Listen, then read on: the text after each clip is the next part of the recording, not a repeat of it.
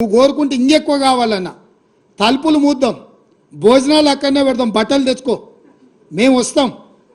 మామ అల్లుడు మీరు ఇద్దరు రాండి, లేకపోతే ఎంబడి కొడుకుని తెచ్చుకోరు, అవతల మీ బిడ్డ ఉంటే ఆమెను కూడా ఉమ్మడి సమావేశాలు పెడతాం. ఒకవేళ చర్చ చేద్దామంటే శాసన మండలి శాసనసభ ఉమ్మడి సమావేశాలు ప్రత్యేకంగా ప్రాజెక్టుల మీద జలాల మీద చర్చ పెడతాము. మాకెవ్వరు లేరు, నేను మా ఉత్తమ్ కుమార్ రెడ్డి గారు ఇద్దరమే మాట్లాడతాం.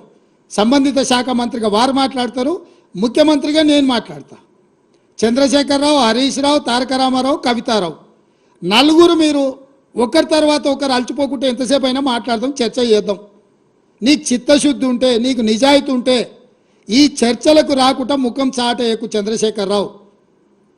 నీకు నిజంగానే నిజాయితీ ఉంటే నీ 10 ఏళ్ల పరిపాలనలో తెలంగాణ ప్రాంతాన్ని, ఎడారిగా ఉన్న తెలంగాణ ప్రాంతాన్ని సస్యశ్యామలం చేయడానికి, పచ్చని పైర్లు పంటలు పండడానికి నువ్వు కృషి చేస్తే పూర్తిగా నదీ జలాల మీద, సాగునీటి ప్రాజెక్టుల మీద చర్చ చేద్దాము.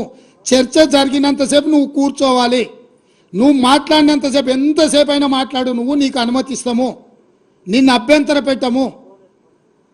నువ్వు నీ అల్లుడు, ఎందుకంటే 5 ఏళ్ళు ఆయన మంత్రి, 5 ఏళ్ళు ఈయన మంత్రి సాగునీటి ప్రాజెక్టు, 5 ఏళ్ళు ఈయన ముఖ్యమంత్రి, 10 ఏళ్ళు ఈయన ముఖ్యమంత్రి, 5 ఏళ్ళు ఆయన ఆర్థిక మంత్రి. వ్యవహారం అంతా మామ అల్లుల మధ్యలోనే జరిగింది. మీకు పూర్తిగా అవకాశం ఇస్తాం, ఒక్క నిమిషం కూడా నీ మైక్ కట్ చేయం. చంద్రశేఖరరావు రా, ప్రతి డాక్యుమెంట్ తీసుకొని నేను, మా మంత్రివర్యులు ఉత్తమ్ కుమార్ రెడ్డి గారు మేము మాట్లాడతాం.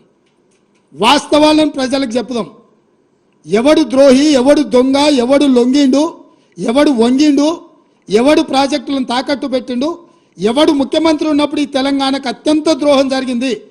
ఉమ్మడి రాష్ట్రంలో జరిగిన అన్యాయానికంటే, 60 ఏళ్ళు ఉమ్మడి రాష్ట్రంలో జరిగిన పరిపాలనలో జరిగిన నష్టానికంటే చంద్రశేఖరరావు ముఖ్యమంత్రి అయిన 10 ఏళ్లలోనే కృష్ణానది జలాలలో తెలంగాణకు తీరని అన్యాయం జరిగింది. నేను నిర్దిష్టమైన ఆరోపణ చేస్తున్నా.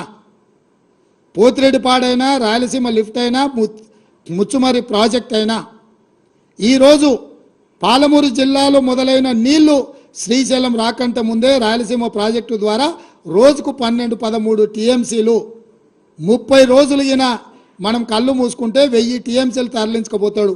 తాగడానికి కాదు కదా, బురద మెక్కడానికి కూడా శ్రీశైలం దొరకదు. ఇంకా ఈ మొనగాడు పొడిచింది ఎంతనే అని అంటే మొత్తం ప్రాజెక్టులు 1.5 టీఎంసీ, 2 టీఎంసీ అన్నాడు పాలమూరు రంగారెడ్డి, అది 1 టీఎంసీకి తగ్గించిండు. 1/2 టీఎంసీ కల్వకుర్తి, 1/4 టీఎంసీ ఎస్ఎల్బిసి, అన్నీ కలిపితే రోజుకు 2 టీఎంసీలు కూడా మనం తెచ్చుకునే పరిస్థితి లేదు. ఈరోజు పాలమూరు రంగారెడ్డి, కల్వకుర్తి, ఎస్ఎల్బిసి అన్ని ప్రాజెక్టులు లెక్కగట్టి నిజంగా అవి పూర్తి చేసి 100% ఆ నీళ్లు మనం ఒకవేళ తెచ్చుకుంటే శ్రీశైలం కంటే ముందుగాల మనం తీసుకోగలిగిన నీళ్లు బిలో 2 టీఎంసీ, వాళ్ళు పర్ డే 13 టీఎంసీ. మన ఉమ్మడి ప్రాజెక్టులు మన దగ్గరికి రావాల్సిన పని లేదు.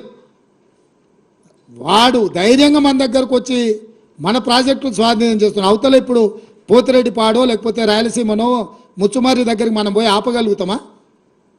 12-13 టీఎంసీలు పర్ డే తరలించకపోతే వారం రోజులు చూడనట్టుంటే 100 టీఎంసీల నీళ్లు మాయమైపోతాయి. 100 టీఎంసీల నీళ్లు పోయినాకేం బురదమెక్తావా? ఇవాళ అవతలున్న ప్రాజెక్టులు ఎట్లా పాలనో చెప్పమని చంద్రశేఖరరావును. 10 ఏళ్ళు గాడిదలు కాసిండా చంద్రశేఖరరావు? 12-13 టీఎంసీల నీళ్లు తరలించకపోవడానికి ప్రాజెక్టులు జగన్మోహన్ రెడ్డి కడుతుంటే, చంద్రబాబు నాయుడు కడుతుంటే అడ్డుకోవాల్సింది, కేసులు వేయాల్సింది, ధర్నాలు చేయాల్సింది, నిరసన తెలపాల్సింది, జంతర్ మంతర్లు ఆమరణ నిరాహార దీక్ష చేయాల్సింది వదిలేసి కేంద్ర ప్రభుత్వానికి ఫిర్యాదు చేసి ప్రాజెక్టులను ఆపించే పని చేయకుండా ప్రగతి భవన్లో లేకపోతే ఫామ్ హౌస్లో వండుకొని ఇవాళ ఆయన నల్గొండ జిల్లాకు పోయి నిరసన తెస్తాడంట. నల్గొండ జిల్లాకు నిరసన కంటే ముందు అసెంబ్లీకి రా, అసెంబ్లీలో చర్చ చేద్దాం, ఇవన్నీ ప్రజలకు చెప్తాం తారీఖులతో సహా. ఏ రోజు ఏ ప్రాజెక్టులు మొదలైనవి, ఏ ప్రాజెక్టులు పూర్తయినాయి, ఎవడు ద్రోహి, ఎవడు తెలంగాణను ముంచిండు, ఎవడు తెలంగాణ ప్రజల్ని వంచిండో 100% ప్రజలకు వివరిద్దాము. నేను మళ్ళీ సూటిగా చంద్రశేఖరరావుకు సవాల్ విసురుతున్నా.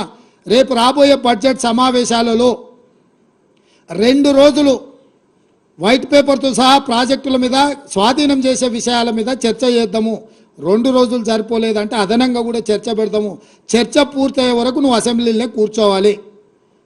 కాళ్ళు నొప్పి, కంటి నొప్పి, పంటి నొప్పి అని ఇంట్లో వండుకొని నువ్వు నాటకాలు వేస్తే నీ నాటకాలను ప్రజలు గమనిస్తలేరు అనుకోకు చంద్రశేఖరరావు. నీకు ఆడ నొప్పి లేస్తుందో మాకు తెలుసు. అధికారం పోయిన తర్వాత నీ నొప్పి ఆడలేస్తుందో తెలంగాణ ప్రజలకు తెలుసు. కాబట్టి వీటన్నిటిని దృష్టిలో పెట్టుకొని ప్రజల్ని కేసీఆర్ మళ్ళీ గందరగోళపరిచి మోసం చేయాలని నాటకాలు ఆడుతుండ్రు. నిన్న మన కొడుకు అల్లుడు బిడ్డ మాట్లాడిరుగా చిన్నగా చూస్తున్నాడు, చిన్నగా రంగంలోకి ఎట్లొస్తే బాగుంటుందని. నువ్వు రావాలి, చర్చ చేయాలి, మేము సిద్ధంగా ఉన్నామని చెప్పి మీ ద్వారా చంద్రశేఖరరావుకు తెలియజేస్తున్నాం.